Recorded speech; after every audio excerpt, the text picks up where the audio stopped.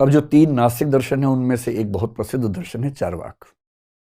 वहां से हम बात शुरू करेंगे। और जब चार्वाक का नाम सुनते हैं, जैसे मैंने आपसे चार्वाक का, आप सब उत्साहित हो गए। उत्साहित क्यों हो गए? क्योंकि हम सब अंदर कहीं ना कहीं चार्वाक ही हैं। हम ऊपर से बौद्ध हो जाते हैं, ऊपर से हम वेदांती हो जाते हैं, ऊपर से कभी जैन हो जाते हैं, लेकिन अंदर से हम में से अधिकांश लोग जीवन के ठीक ठाक हिस्से में चार्वाक ही होते हैं। अपने चार्वाकपन को छिपाते रहते हैं, दबाते रहते हैं। वो भी ज़रूरी है, समाज में रहने की मर्यादाएं हैं, नियम हैं, उन सब का भी ध्यान रखना बहुत ज़रूरी है। लेकिन चार्वाक को सुन के मज़ा आता है। और जब मैं कहता हूँ चार्वाक, तो चार्वाक को लेकर जो छवि बनी हुई है, हमें ये भी समझना है कि वो छवि उतनी ठीक है नहीं। जो चार्वाक की छवि बनी हुई है, वो छवि बनी हुई है इन 2 सूत्रों से। और ये 2 सूत्र जो हैं बहुत प्रसिद्ध सूत्र हैं, चार्वाकों के नाम से चलते हैं। पहला है यावत जीवेत सुखम जीवेत, जब तक जियो सुख से जियो। ऋणम कृत्वा घृतम पिबेत, ऋण लेकर, उधार लेकर भी पीना पड़े तो पियो, लेकिन घी पियो। हालांकि वो पीते कुछ और थे, लेकिन घी बोल रहे हैं यहाँ पर, घी पियो। भस्मीभूतस्य देहस्य, एक बार देह के भस्मीभूत जल जाने के बाद, पुनरागमनम कुतः, पुनः आगमनम कुतः, पुनः कहाँ आती है देह? शरीर फिर नहीं आता है। एक ही बार का जीवन है, उसी को भरपूर जीना है। और इस जीवन में खूब भोग करना है, सुख अर्जित करने हैं, ज़रूरी हो तो उधार लेके करने हैं, और मौज में रहना है, सुख से जीना है। ये पूरे भारतीय दर्शन में कोई दूसरा संप्रदाय नहीं कहता है। भारत के 9 स्कूल्स में से 8 कहते हैं कि जीवन का अंतिम उद्देश्य मोक्ष प्राप्त करना है। ये कहते हैं कि मोक्ष सिरफिरों का विचार है, कुछ नहीं रखा उसमें, सुख ही असली जीवन का ध्येय है, लक्ष्य है। इस वजह से इसकी आलोचना बहुत ज्यादा होती है। दूसरे में तो और खतरनाक तरीके से बोल रहा है, ये मदिरा पान के बारे में समर्थन कर रहा है। पीत्वा पीत्वा पुनः पीत्वा यावत पतते भूतले, पीते रहो पुनः पीत्वा, फिर पीते रहो, यावत, जब तक कि, पतते, गिर पड़ो, भूतले, जमीन पर। पियो पियो फिर पियो, जब तक कि जमीन पर गिर ना पड़ो। और गिरने के बाद क्या करना है? उत्थाय च पुनः पीत्वा, गिरने के बाद फिर हिम्मत समेट के उठना है। उत्थाय च पुनः पीत्वा, उठो फिर पियो। क्यों? क्योंकि पुनर्जन्म न विद्यते, क्योंकि ऐसी कोई विद्या नहीं है, ऐसा कोई ज्ञान नहीं है जो दावा करता हो कि पुनर्जन्म होता है। यही जीवन है, यही काम करना है, पीना है, गिरना है, फिर उठना है, फिर पीना है, फिर गिरना है। अब इन श्लोकों से या इन सूत्रों से चार्वाक दर्शन की एक खास छवि बन गई है, बहुत नेगेटिव छवि है। ये भाव हमें पूरी परंपरा में दिखता है, ऐसा नहीं कि यहाँ दिखता है, और केवल भारत में दिखता है ऐसा नहीं है, पश्चिम में भी दिखता है। हर देश की परंपराओं में ऐसे भाव दिखते हैं। आधुनिक काल में भी अगर देखें तो मुझे 2 कवि ध्यान है, तो मैं उनकी कविता भी लिख के ले आया कि आप चाहें तो उसको एंजॉय कर सकते हैं। 1870s के आसपास एक बहुत प्रसिद्ध कवि हुए भारतेंदु हरिश्चंद्र। कवि क्या, लेखक ज़्यादा थे, नाटक खूब लिखे उन्होंने, कई तरह की रचनाएं लिखी। उन्होंने एक नाटक लिखा भारत दुर्दशा, उसमें एक व्यंग्य गीत लिखा। उसमें मदिरा नाम का एक कैरेक्टर लोगों को समझा के बोलता है, मदवा पीले पागल जीवन बीत्यो जात, ब्रज भाषा में, शायद आप समझ पा रहे होंगे। मदवा पीले पागल जीवन बीत्यो जात, बिनु मद जगत सार कछु नाही, मान हमारी बात। इस जगत में मद के बिना कोई सार नहीं, हमारी बात मान ले, मदवा पीले पागल जीवन बीत रहा है। ये व्यंग्य में कह रहे हैं भारतेंदु, सीरियसली नहीं कह रहे हैं। ये कहना चाह रहे हैं कि भारत के लोग आमतौर पर इतने पीने के शौकीन हैं कि वो देश क्या समझेंगे। और एक कवि बहुत विख्यात हुए, हरिवंश राय बच्चन, आप जानते हो, उन्होंने पूरी किताब लिख दी मधुशाला। मधुशाला, वो खुद उसके पक्ष में कभी नहीं रहे। और दरअसल उस किताब में शराब, जो मधु है, उसका एक सांकेतिक अर्थ है, वो अध्यात्म का नशा ज्यादा है, पर दिखने में तो मधुशाला ही है। और उन्होंने ऐसी ऐसी बातें लिखी, जिसमें से एक बात तो यहां तक लिखी कि सांप्रदायिकता का समाधान करना हो, सबको पब में बिठा दो, सांप्रदायिक होंगे ही नहीं। मुसलमान और हिंदू 2 हैं, एक मगर उनका प्याला। वैसे अलग अलग हैं, प्याला एक ही है दोनों का। एक मगर उनका मदिरालय, एक मगर उनकी हाला, हाला मतलब शराब। दोनों रहते एक, न जब तक मंदिर मस्जिद में जाते, मंदिर मस्जिद जाते हैं तो अलग हो जाते हैं, उसके पहले एक ही हैं। बैर बढ़ाते मंदिर मस्जिद, मेल कराती मधुशाला। तो मंदिर मस्जिद बंद करो, पब में बिठाओ लोगों को। हरिवंश राय बच्चन जी वो दरअसल ये कह नहीं रहे, आध्यात्मिक अर्थ में एक संकेत कह रहे हैं कि दरअसल जो झगड़े हैं धर्म को लेके हैं, मजहब को लेके हैं, और जो चीज़ें एक करती हैं वो अध्यात्म है। यहाँ मधु का मतलब दरअसल अध्यात्म है, लेकिन ये नाम उनके नाम से बड़ा विख्यात हुआ, ये छंद बहुत प्रसिद्ध हुआ। दरअसल चारवाक ऐसे हैं नहीं। ये चारवाकों के बारे में कुछ गलत फहमियाँ हैं, और आप देखना चाहें तो मैंने ये दोनों छंद लिख दिए हैं सिर्फ आपकी जानकारी के लिए। चारवाक कौन है, इनका थोड़ा सा हम पहले परिचय हासिल कर लें और थोड़ा सा उस बैकग्राउंड को भी समझेंगे, क्योंकि दर्शन हो या कुछ भी विषय हो, जब तक आप उस ऐतिहासिक स्थिति को न समझें आप उसकी जड़ को नहीं पकड़ पाएंगे। कुछ दार्शनिक, मैं तो दर्शन का विद्यार्थी रहा हूं लंबे समय तक, पॉलिटिकल फिलोसफी का भी रहा हूं। मैंने सब कुछ पढ़ने के बाद एक चीज समझी कि किसी दार्शनिक को समझना है उसके देश काल की परिस्थितियां समझ लीजिए और खुद को वहां रखिए। आप पाएंगे कि आप खुद वो बोलने लग गए जो वो बोल रहा था, क्योंकि हर व्यक्ति दरअसल अपने देश काल परिस्थितियों का बाई प्रोडक्ट होता है। चारवाक भी थे, हम भी हैं। हम भी अपने समय के हिसाब से बोलते हैं, जो हमारा समय हमारा स्थान सिखाता है हमें। चारवाक कौन थे? एक बात आपके मन में आ सकती है कि इनका नाम चारवाक ही क्यों पड़ा। चारवाकों को चारवाक कहने के 3 व्याख्याएं हैं। पता किसी को नहीं, क्योंकि उस दौर का इतिहास पूरा मिलता नहीं हमें, पूरे टेक्स्ट हमारे पास नहीं है। कुछ लोग कहते हैं कि चारवाक शब्द चर्व धातु से बना है। धातु का मतलब होता है जो संस्कृत में रूट वर्ड्स होते हैं, जिससे क्रियाएं वर्ब्स बनती हैं, उसको बोलते हैं रूट। चर्व का मतलब संस्कृत में होता है चबाना। तो ये लोग चबा जाते थे। क्या चबा जाते थे? कुछ कहते हैं कि ये मुर्गा चबा जाते थे, बकरा चबा जाते थे, मछली चबा जाते थे।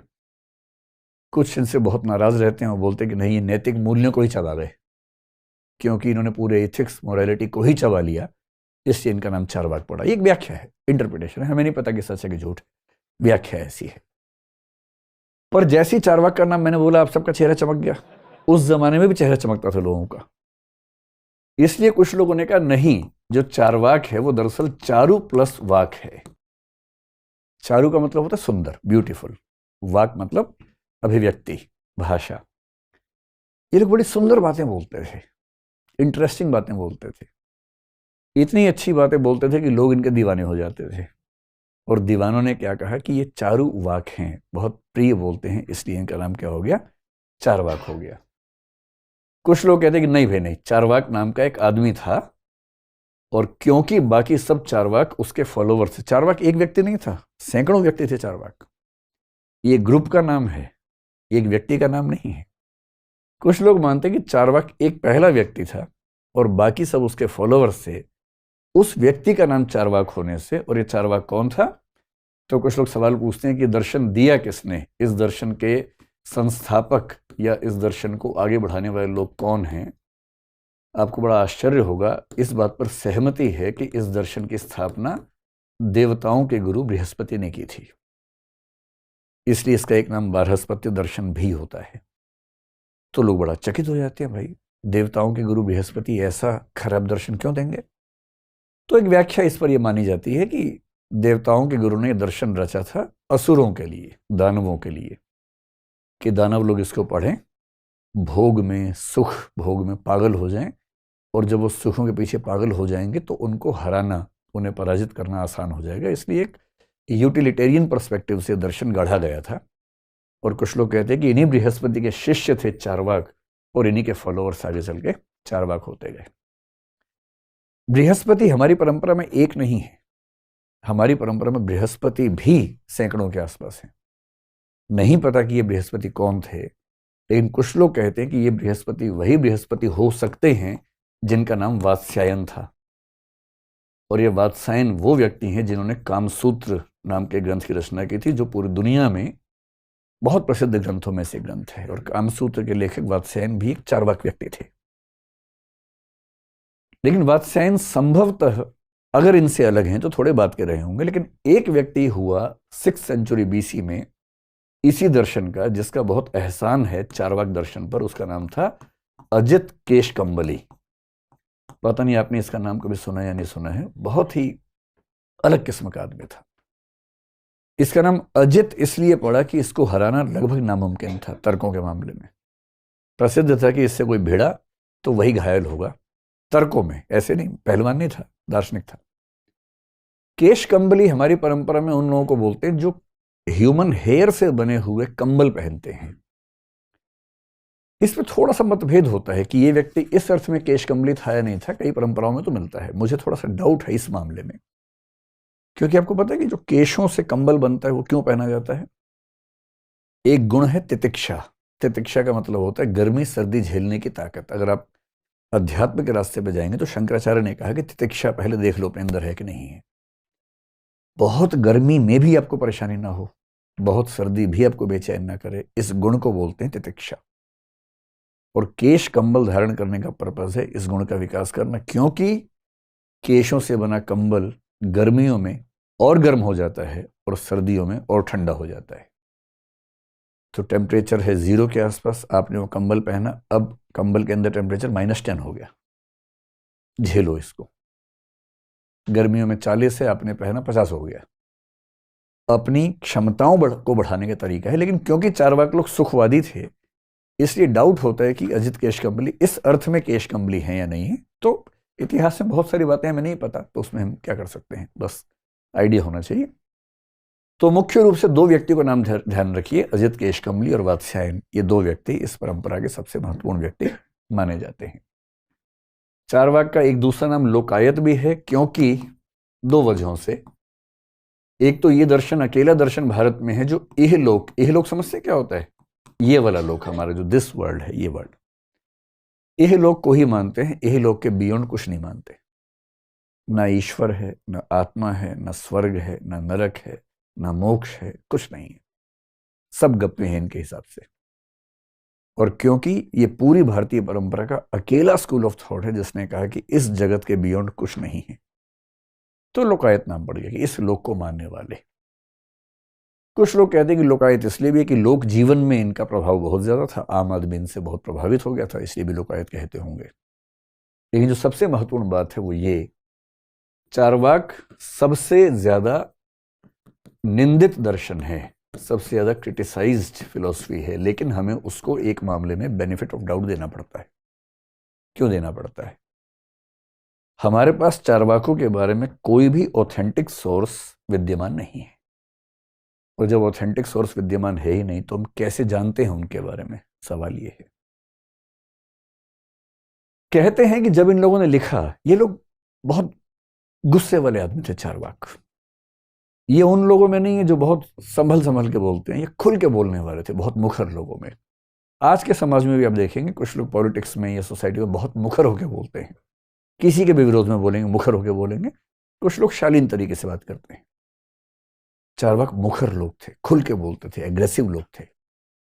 इनका एग्रेशन किसकी तरफ था? वेदों की तरफ था, कर्मकांड करने वाले पुरोहितों की तरफ था, तो खूब उनको उठ पटांग बोलते थे। एक जगह तो लिखा है भांड धूत निशाचर, कि जो लोग कर्मकांड करते हैं वो भांड हैं, धूर्त हैं, निशाचर हैं, ऐसी बात लिखी उन्होंने। इससे जो वैदिक रास्ते पर चलने वाले लोग थे, कर्मकांडी लोग थे, पुरोहित लोग थे, इनसे बड़े नाराज रहते थे। इतिहास के कुछ लोग मानते हैं कि संभवतः इसी तनातनी में इन्होंने जो मूल रूप से लिखा होगा उसे नष्ट कर दिया गया होगा, क्योंकि हमारे पास वो सोर्सेज नहीं मिलते हैं। अब वो तो नष्ट हो गए, तो हम जाने कैसे इनको? सोच के देखिए कि ये 6ठी शताब्दी ईसा पूर्व के आसपास हुए अजित केश कंबली। ये टाइम का रेफरेंस ध्यान रखेंगे तो आपको पूरी कहानी समझ में आएगी। मुझे उम्मीद है कि आप लोग BC समझते हैं, बिफोर क्राइस्ट समझते हैं, ईसा पूर्व है ना। इसलिए ईसा पूर्व में कहूंगा कि 6ठी शताब्दी ईसा पूर्व के बाद 5वीं शताब्दी आई, तो ये मत सोचना 6 के बाद 5 क्यों आया। ईसा पूर्व है ना, ईसा के पूर्व से पीछे आ रहे हैं, इसलिए 6 के बाद 5 आएगा, फिर 4 आएगा, फिर 3 आएगा, और ईसा पश्चात में चलेंगे तो 1 2 3 ऐसे आगे बढ़ेगा, है ना। 6th सेंचुरी BC इस दुनिया के लिए कितनी महान शताब्दी है, आप सुनेंगे तो दंग रह जाएंगे। मेरा तो मन हुआ कि एक पूरा वीडियो इसी पर बनाऊं, 6th सेंचुरी BC पे ही। चाइना हो, जापान हो, ग्रीस हो, भारत हो, इजराइल हो, इन सारे देशों में दर्शन की आग लग गई है 6th सेंचुरी BC में। पूरी आग, आंधी तूफान आ गया है। और ये सारा तूफान अगर एक ही सेंचुरी में दिख रहा हो तो आश्चर्य तो होता ही है, कुछ तो खास बात रही होगी उस समय। 6th सेंचुरी बीसी में अजित केशकम्बली हुए, इसी समय बुद्ध हुए, इसी समय महावीर हुए, इसी समय चीन में कन्फ्यूशियस हुआ, इसी समय चीन में लाओ त्से हुआ, इसी समय जापान का शिंतो धर्म बना, इसी समय ग्रीस में पहला फिलोसफर थालेस या थेल्स हुआ, पाइथागोरस, पार्मेनाइडिस, हेराक्लाइटस, ये सब एक ही समय के लोग हैं, सब एक साथ जिंदा थे। ठीक इस सेंचुरी में जो आज का इजराइल है, वहां हजरत मूसा या मोसेस जिनको बोलते हैं, उनकी मृत्यु तो 1300 बीसी में हो चुकी थी, पर उनके जो ज्ञान की बातें थी उनको 5 पुस्तकों के रूप में, जिसको हम तौराह कहते हैं, संकलन किया गया। वो भी 6ठी शताब्दी ईसा पूर्व के आसपास की बात है। आज के ईसाई भी जिसको ओल्ड टेस्टामेंट कहते हैं, उसमें उसका महत्व है, और यहूदियों में तो है ही। 24 में से 5 किताबें हजरत मूसा की लिखी हुई हैं। वो सब कुछ 6ठी शताब्दी ईसा पूर्व में हो रहा है। ऐसी क्रांति हुई है उस दौर में। उसी क्रांति में अजित केशकम्बली नाम का व्यक्ति भी हुआ। अब 6th सेंचुरी बीसी में जो कहा गया, लिखा गया, और ये ध्यान रखना है, चारवाक लोग 6ठी शताब्दी ईसा पूर्व में पहली बार नहीं हुए हैं। हमारे पास वैदिक साहित्य में जिक्र आता है सुखवाद का, जड़वाद का, जो इनका विचार है। उपनिषदों में इनका नाम लिखा हुआ मिलता, इसलिए संभावना है कि शायद ये कुछ और पहले हुए होंगे, लेकिन यहां पर आकर एक बड़ा आचार्य इनके पक्ष में खड़ा हुआ, इसलिए यहां से नाम नजर आता है। इनके बारे में हमारे पास जो पहली किताब मिलती है वो मिलती है 9th सेंचुरी एडी में। 1500 साल के बाद की पहली किताब मिलती है। एक जयराशि भट्ट नाम के आदमी हुए, उनकी किताब है तत्व विप्लव सिंह। उसमें थोड़ा सा वर्णन मिलता है कि ये कौन थे। वो पहला टेक्स्ट है हमारे पास। इसके बाद हमारे पास लगभग 11th सेंचुरी में एक दूसरी किताब मिलती है। एक नाटक है, प्ले है, रूपक है संस्कृत का, प्रबोध चंद्रोदय, कृष्ण मिश्र ने लिखा था। वो अकेली रचना है जो इनके पक्ष में लिखी गई है। छोटा सा, एकदम बहुत छोटा सा। और इनके बारे में जो 90% इंफॉर्मेशन मिलती है, कहां से मिलती है? 14th सेंचुरी में एक व्यक्ति हुए, विजयनगर एम्पायर, आप जानते होंगे। विजयनगर एम्पायर को जब हरिहर राय और बुक्का राय स्थापित कर रहे थे, उनके गुरु थे एक व्यक्ति, श्रृंगेरी मठ के भी गुरु थे। उनका नाम था माधवाचार्य विद्यारण्य। उन्होंने एक किताब लिखी, बड़ी अच्छी सी किताब लिखी। उस किताब का नाम था सर्वदर्शन संग्रह। भारत के सभी दर्शनों के बारे में विस्तार से लिखा। चारवाकों के बारे में जितने सूत्र हमें मिलते हैं मुख्य रूप से उसी किताब से मिलते हैं। लेकिन उसमें क्या लिखा हुआ है, उन्होंने कहां से ढूंढा, चारवाकों ने क्या कहा, हमें नहीं पता। चारवाकों की आलोचना करने के लिए बाकी दार्शनिकों ने जो लिखा, उसमें उनके बारे में जिक्र किया, वहां से पता लगता है कि वो क्या बोलते थे। जैसे मान लीजिए बौद्ध लोग चारवाकों की आलोचना कर रहे हैं, कह रहे हैं चारवाक ये कहता है, जबकि सही बात ये है। अद्वैत वेदांत कह रहा है कि चारवाक तो मूर्ख लोग ये कहते हैं, इतना भी नहीं समझते हैं, सच तो ये है। जहां जहां उनका क्रिटिसिज्म है, वहां से पता लगता है कि वो क्या बोलते थे। और ये हमेशा ध्यान रखना है, जब हम किसी को क्रिटिसाइज करते हैं तो हम कई बार बहुत ऑनेस्ट नहीं हो पाते। हम उसकी बात को उसके मंतव्य के साथ एग्जैक्टली नहीं लेके आते। हम उसकी बात का कुछ हिस्सा गायब कर देते हैं। हम भी ऐसा करते हैं, उस समय के लोग भी करते होंगे। ऐसा थोड़ी ना तब भगवान थे, अब दानव लोग रहते हैं। हम भी तो पढ़े लिखे समझदार लोग हैं भाई, तो उस समय भी ऐसे लोग थे। जब हमें किसी की आलोचना करनी होती है, हम उसका पर्सपेक्टिव कभी नहीं लेके आते। कहा जाता है कि हर व्यक्ति दूसरों के मामले में जज और अपने मामले में वकील होता है। अपने वकील बन के घूमता है हर आदमी, और दूसरों के मामले में तुरंत जज बन जाता है कि ये तो है ही गंदा, ये तो है ही ऐसा। तो जब आप किसी के क्रिटिसिज्म से किसी को समझेंगे, ऐसा आपके जीवन में भी होता होगा ना, कि एक्स नाम का आदमी आप नहीं जानते, वाई को आप जानते हैं, और वाई ने बताया यार बड़ा घटिया इंसान है, उससे मिलना मत कभी। एक इमेज पहली बन गई आपके दिमाग में। अब जीवन में पहली बार वो जब मिलेगा, उसको तो पता भी नहीं है, उसे कई महीने तो लग जाएंगे उस इमेज को ब्रेक करने में ही, तब जाके आप न्यूट्रल होकर उसके बारे में बात सोच पाएंगे। ये इनके साथ भी हुआ। हो सकता है कि सच में इन्होंने ऐसी ही बातें कही हों, हो सकता है इनकी बातों को डिस्टॉर्ट करके आगे पेश किया गया हो। इसलिए दर्शन की किताबों के लिखने वाले, चाहे डॉक्टर राधाकृष्णन, बहुत महान दार्शनिक हुए भारत में, जो राष्ट्रपति भी थे हमारे देश के, उन्होंने भी कहा कि जब चारवाकों की बात होगी तो हमेशा बेनिफिट ऑफ डाउट उनको देना पड़ेगा। हो सकता है कि हम उनके बारे में ठीक से ना जानते हों। प्रोफेसर हिरियन्ना बहुत प्रसिद्ध आचार्य हुए, उन्होंने भी बात कही कि चारवाकों के मामले में हमेशा ध्यान रखना है कि हम उनके बारे में बहुत कम जानते हैं और गालियों के रूप में जानते हैं। ये ऐसी बात हुई कि किसी को कोई 4 गालियां दे रहा था, आपने वही नोट कर ली कि ये आदमी ऐसा है, और आप सबको बताते चल रहे कि ये आदमी ऐसा है, ऐसा है, ऐसा है, ऐसा है। 4 गालियां थी। ये क्या तरीका होगा जानने का? और इसलिए पहले से निष्कर्ष लेके नहीं चलेंगे, बल्कि हम सोचेंगे